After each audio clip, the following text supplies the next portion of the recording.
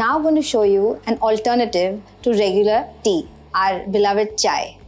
So most of us, of course, love the flavor of tea, but most of us also like the masala and the flavors along with tea.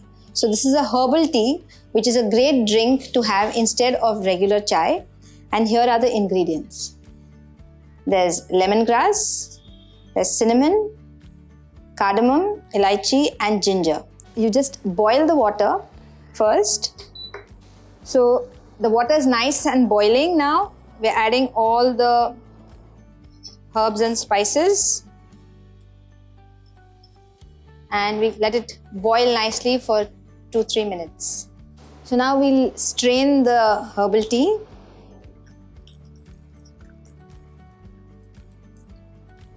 And actually you can have it just like that without any sweetener. But if you're one of those for whom that little sweet touch is very important, then just add half a teaspoon of jaggery powder and your drink is ready.